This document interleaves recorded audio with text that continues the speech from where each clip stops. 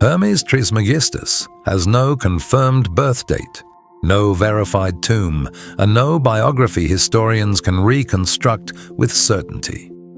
Yet for almost 2,000 years, his name has been connected to some of the most influential ideas in Western esotericism. Alchemists called him their first master. Renaissance philosophers believed he preserved wisdom older than Moses. Christians debated whether he was a prophet or a magician.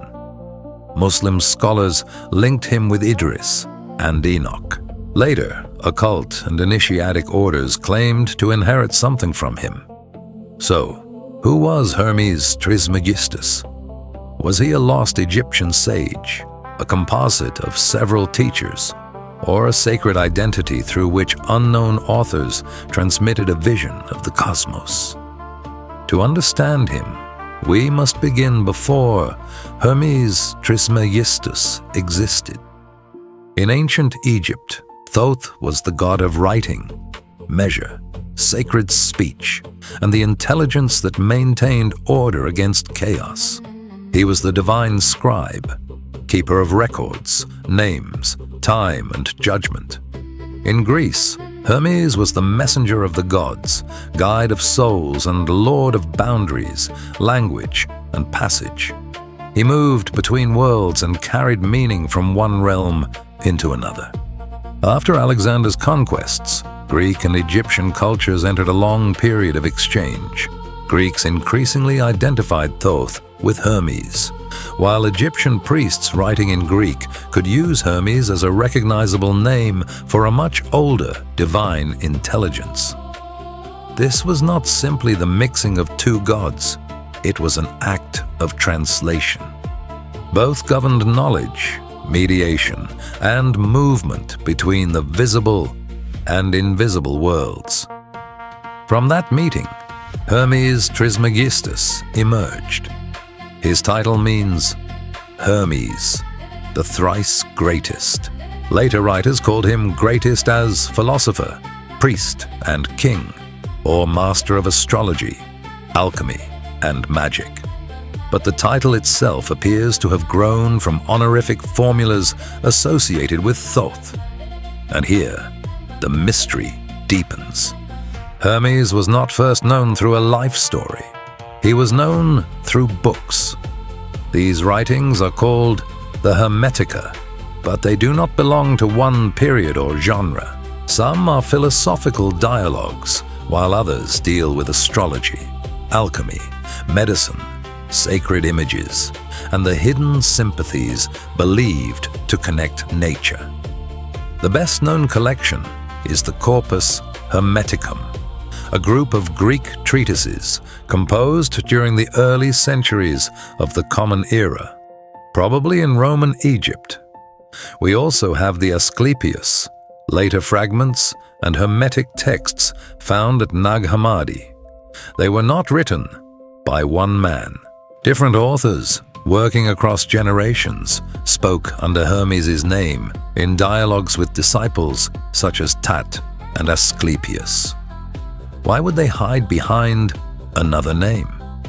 Because speaking as Hermes placed a teaching within a sacred lineage. His name functioned less like a modern signature and more like a seal of revelation. Do you think Hermes was a forgotten historical teacher or a sacred identity used by many teachers?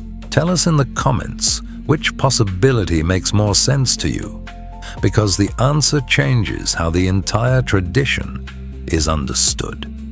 The philosophical Hermetica are not merely books of spells or collections of mysterious sayings. At their center is a complete vision of reality. In the Poimandres, the first treatise of the Corpus Hermeticum, Hermes enters a state of contemplation. A vast presence identifies itself as divine mind, the nous, and reveals the origin of the cosmos and the human condition. Ultimate reality is not dead matter.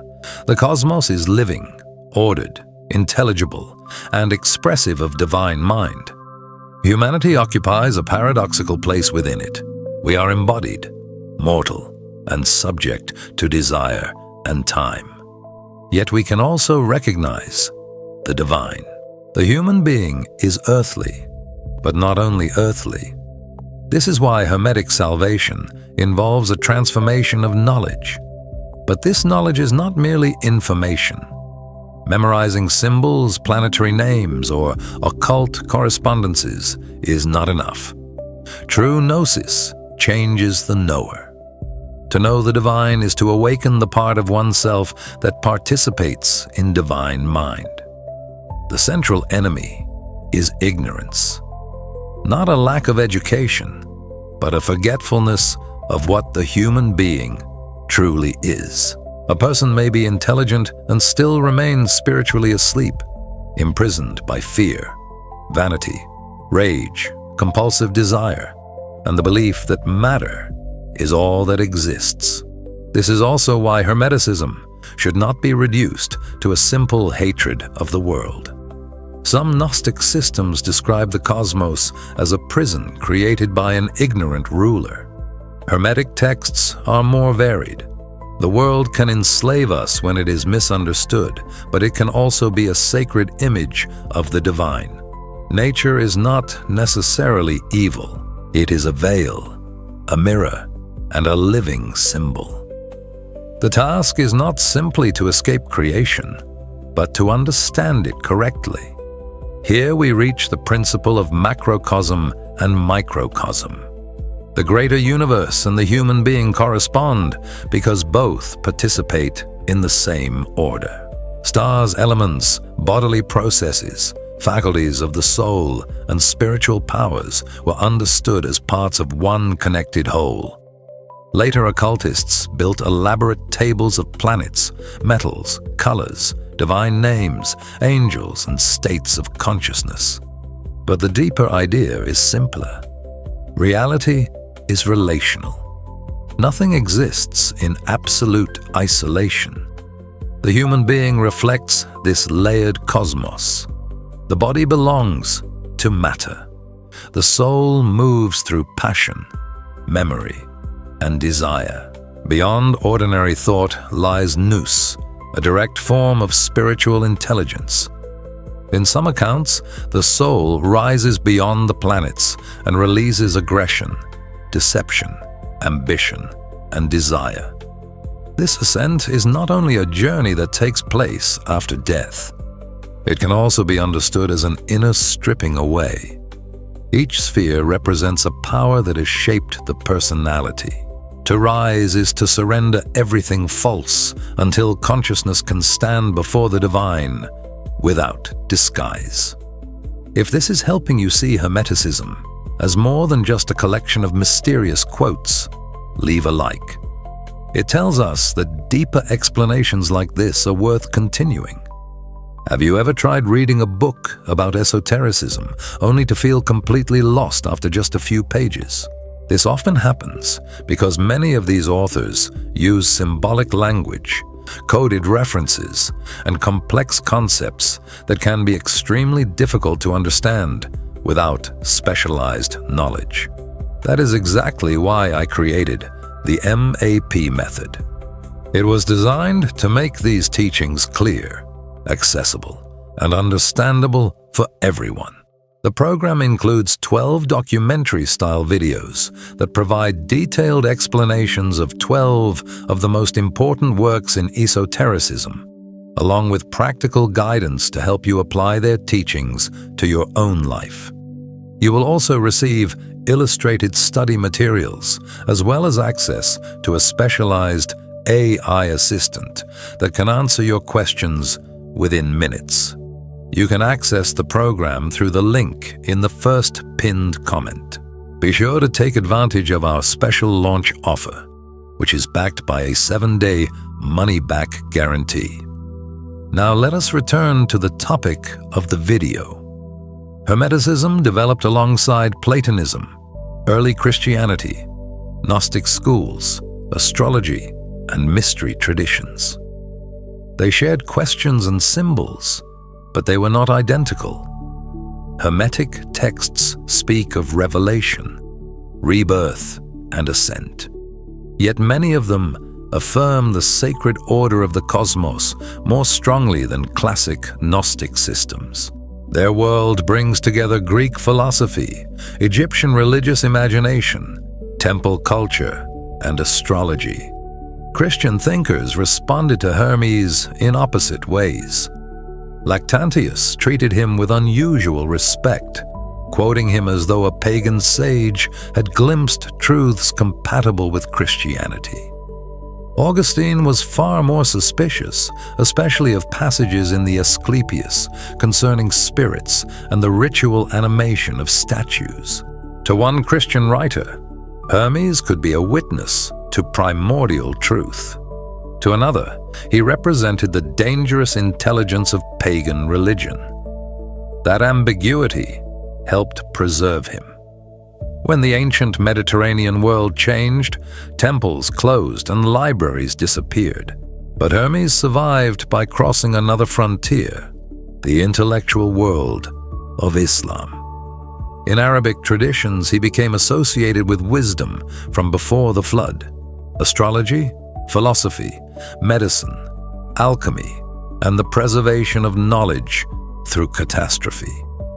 Some authors identified him with Idris, the prophet mentioned in the Quran, and through that connection, with the biblical Enoch. Medieval Muslim writers sometimes spoke of several Hermes figures. One existed before the flood, another was linked to Babylon, and another was connected to Egypt. This brought different legends together under a single lineage of wisdom. Hermes was also connected with the Sabians of Harran, who were known for astral religion and learning. Through Arabic translations and new Arabic writings, Hermetic ideas entered another civilization and later returned to Europe in a transformed form. The most famous example is the Emerald Tablet.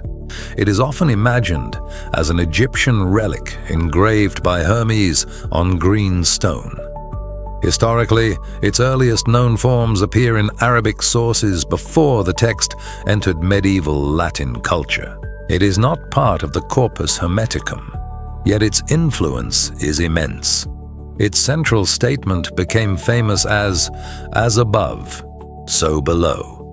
But this does not mean that everything is identical on every level. It points to correspondence.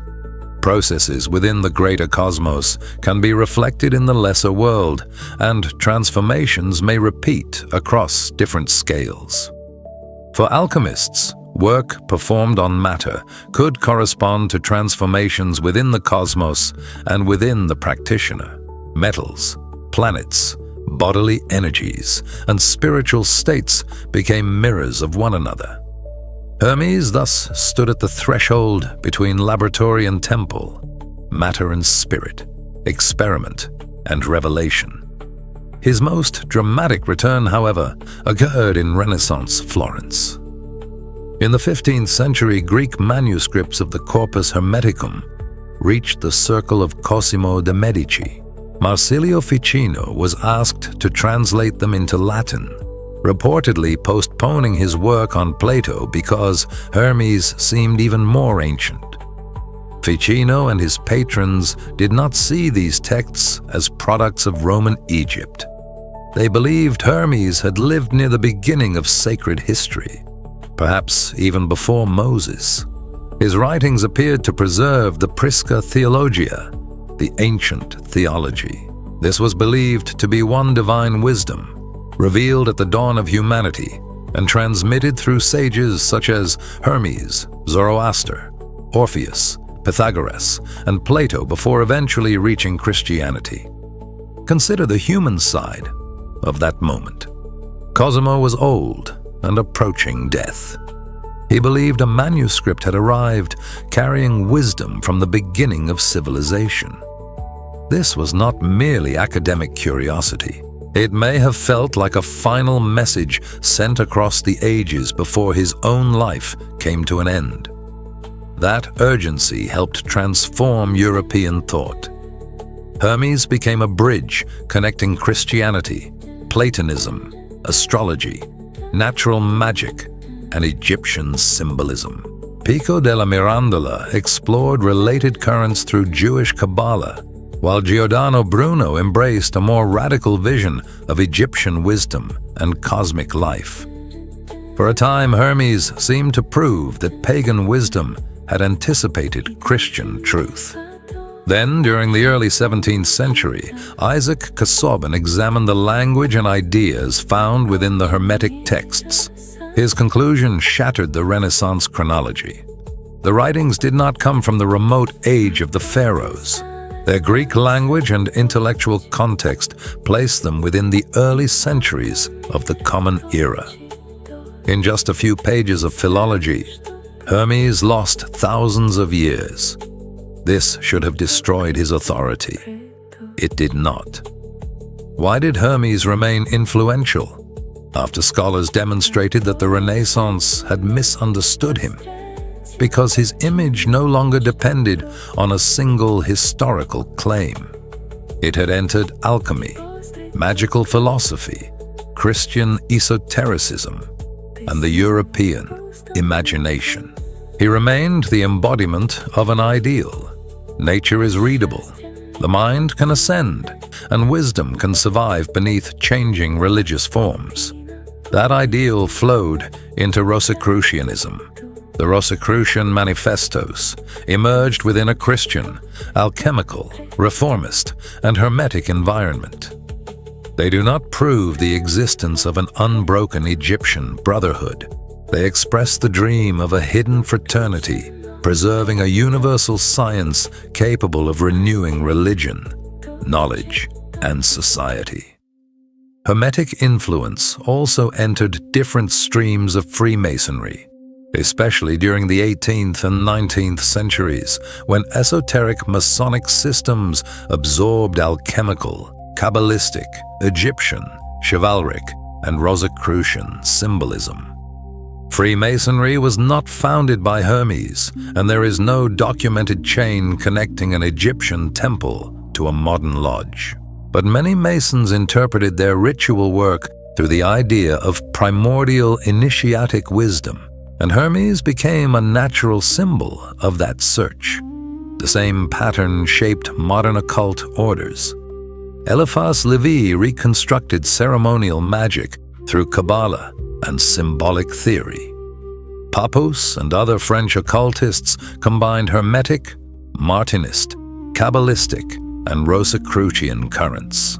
The Hermetic Order of the Golden Dawn organized Egyptian imagery, astrology, tarot, alchemy, Kabbalah, and Enochian magic into an initiatic system.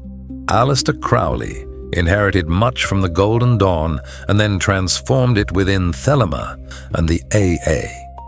The OTO also developed within this wider world of modern occultism. These systems are not identical to ancient Hermeticism, but they are difficult to imagine without its ideals of correspondence, initiation, ascent, and the magician as a mediator between worlds. In 1908, the Kybalion changed the popular meaning of Hermeticism once again. Published under the name The Three Initiates, it presented 7 principles, including mentalism, vibration, polarity, rhythm, cause and effect, and gender. These principles do not appear in that organized form within the Corpus Hermeticum. The Kybalion reflects the metaphysical language of the 19th and early 20th centuries, especially New Thought. That does not make it meaningless. It makes it modern. It is a reinterpretation of Hermetic ideas, not an untouched manual from Egypt. And this raises one final question. When a tradition is reinterpreted for a new age, does it lose its authenticity? Or is reinterpretation exactly how it remains alive? Share your view in the comments. We can now return to the man with no confirmed birth date and no verified tomb. Hermes Trismegistus was Thoth, translated into the Greek language. He was a revealer in Roman Egypt, a pagan witness for some Christians and a dangerous magician for others. He became Idris, Enoch, astrologer, alchemist, prophet, philosopher, and king. He was reborn in Florence as the father of primordial theology, corrected by modern scholarship, and adopted once again by Rosicrucians, esoteric masons, occult orders, and metaphysical movements. Perhaps the real secret is not that one immortal master founded every hidden tradition. Perhaps every age placed its deepest questions behind his face. Can the human mind know the divine? Is nature alive? Can the soul rise beyond fate? Is there one wisdom behind many religions? Can matter become a vehicle for spiritual transformation? Can knowledge survive the fall of civilizations? Hermes endured because he was never confined to one answer. He became the symbol of transmission itself. The intelligence that crosses boundaries, translates worlds, and carries a hidden fire from one age into the next.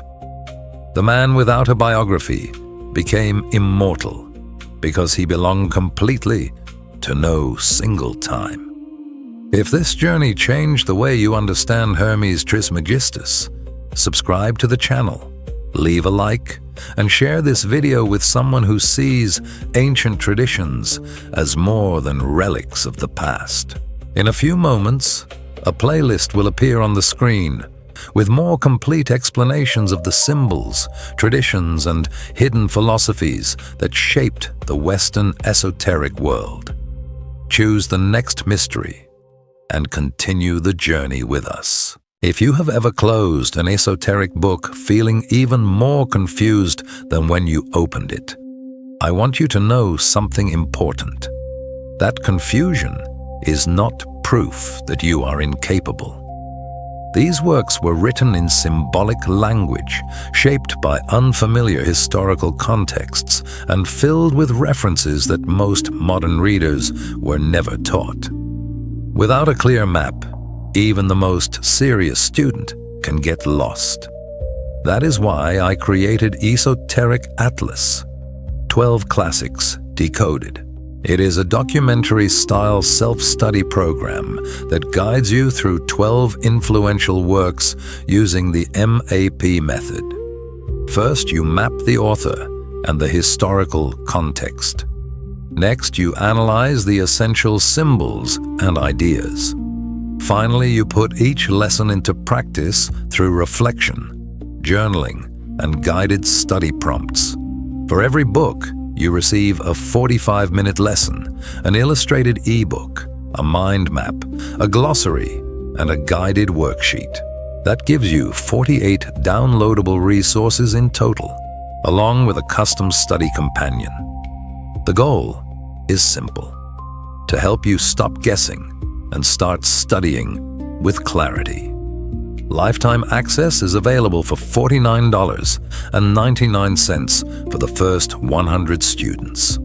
After that, the price will increase to $99.99. You are also protected by a 7-day money-back guarantee. If this is the kind of guidance you have been looking for, you can find the link in the pinned comment or scan the QR code on the screen.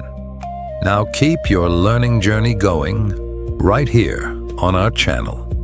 Click one of the playlists appearing on your screen, and I will see you in the next videos.